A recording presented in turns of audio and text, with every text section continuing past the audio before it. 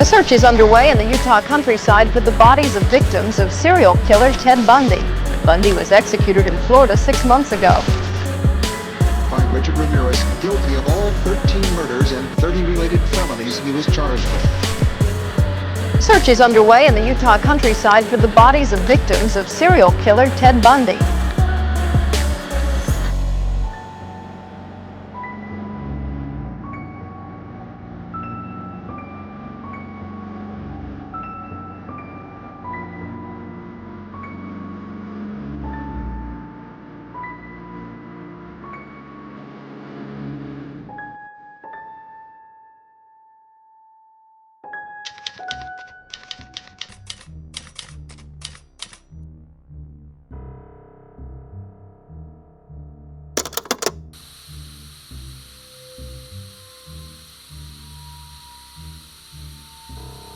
Some mysteries are strange, some are disturbing, but some feel like they were never meant to be seen at all.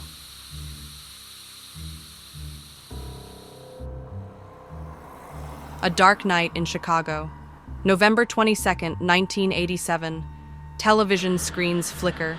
An evening broadcast is interrupted. And suddenly, a figure appears. A grinning, rubber-masked face bobbing in front of a spinning metal background. A warped voice crackles through the static. It lasts just over a minute, but it would become one of the strangest, most infamous incidents in television history. The Max Headroom broadcast hijacking. Who did it? And more importantly, why?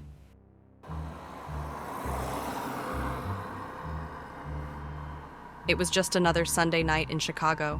The Bears had just beaten the Detroit Lions, and sports fans were settling in for the evening news on WGN-TV Channel 9. Veteran sports reporter Dan Roan was delivering highlights of the game, until at exactly 9:14 p.m., something happened. 2-0 Bears, then the defense, which hadn't put up a sack in 12 quarters, finally did. Without warning, televisions across Chicago flickered, and Dan Roan's voice was swallowed by static. The screen cut to black, then reappeared. Only it wasn't WGN anymore. It was something else.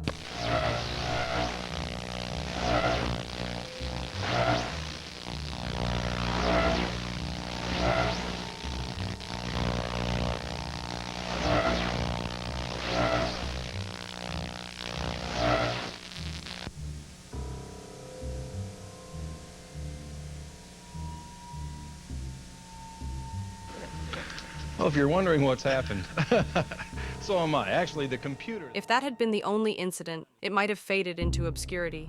A brief technical glitch, a prank gone wrong. But just 2 hours later, at 11:15 p.m., another station was hit. This time, things got much, much weirder.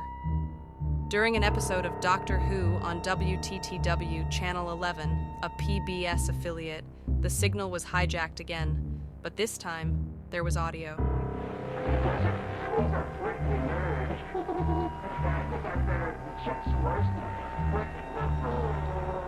The masked figure spoke in a garbled, distorted voice, laughing maniacally.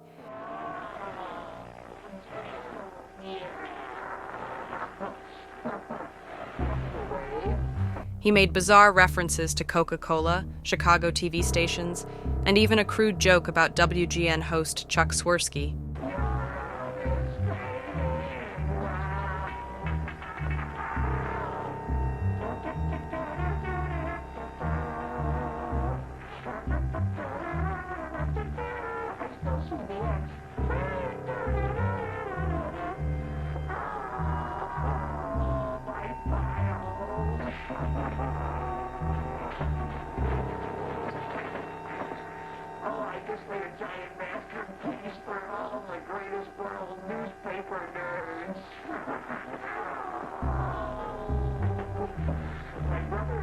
Then, in the most disturbing moment of all, he bent over while another person, off-screen, spanked him with a fly swatter.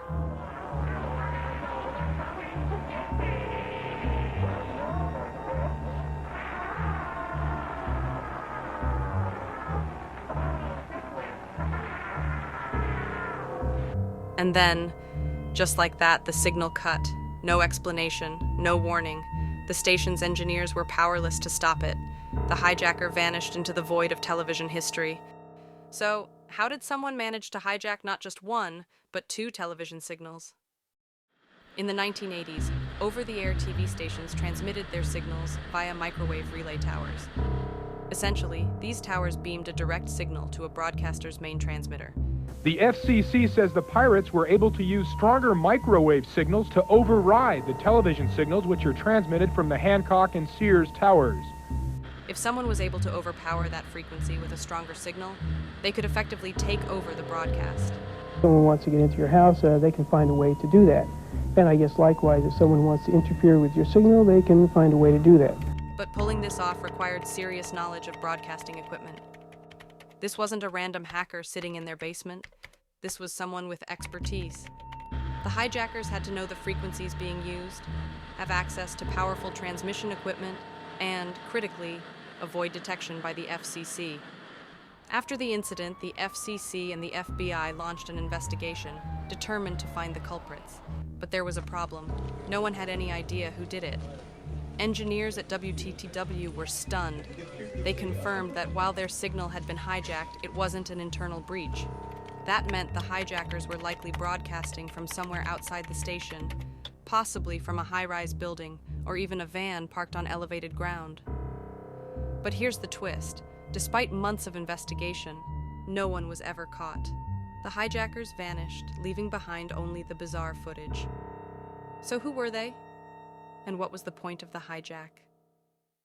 To really understand the Max Headroom hijacking, we have to talk about Max Headroom himself, the character who inspired this bizarre crime. Max Headroom wasn't just some random rubber mask. He was the face of one of the weirdest, most iconic cyberpunk creations of the 1980s. Created in 1985, Max Headroom was a digital, AI-generated TV host, or at least that's what he was meant to look like. In reality, Max was played by actor Matt Frewer, wearing prosthetics and sitting in front of a CGI-looking background. His signature? A stuttering, glitchy voice and a smug, sarcastic personality. And I'll be talking to you about Zigzag's 1000-volt Christian converter. Just plug yourself in and your friends will see the light. A very large flash of light. Max debuted in a British TV movie called Max Headroom, 20 minutes into the future. A dark, dystopian satire about a world where television networks control everything. The film's plot follows a journalist uncovering corporate corruption before being hunted down and having his mind digitized into the AI personality we know as Max.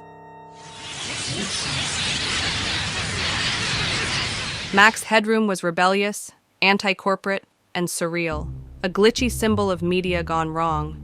He was part digital prophet, part anarchic TV personality. Bryce, would you please introduce us to Max Headroom? What kind of show is this, anyway?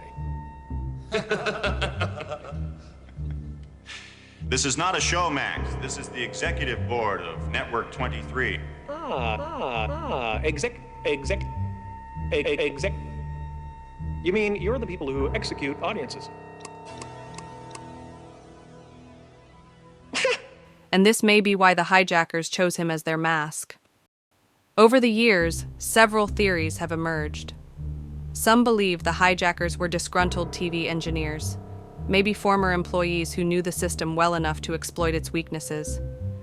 The crude jokes about WGN's Chuck Swirsky suggest someone inside the industry. Another theory? College students from nearby Northwestern or the University of Chicago. This would explain the chaotic, juvenile humor, references to nerds, Coca-Cola, and spanking. But if this was just a prank, why take such a big risk? Some even suggest the hijackers were part of an underground hacking group, one of the first examples of real-world cybercrime against mass media. The precise execution suggests they weren't amateurs. But here's the truth. Even today, nearly 4 decades later, the identity of the Max Headroom hijackers remains one of television's greatest mysteries. Was it a prank? A political statement? A grudge against Chicago TV? We may never know. But one thing is certain. The Max Headroom signal hijack wasn't just a crime. It was a moment of pure, unfiltered chaos, beamed directly into thousands of homes. And to this day, it remains one of the most unsettling, unsolved cases in broadcasting history. What do you think? Who was behind the mask? Let me know in the comments below. And as always, stay curious, stay safe, and stay tuned.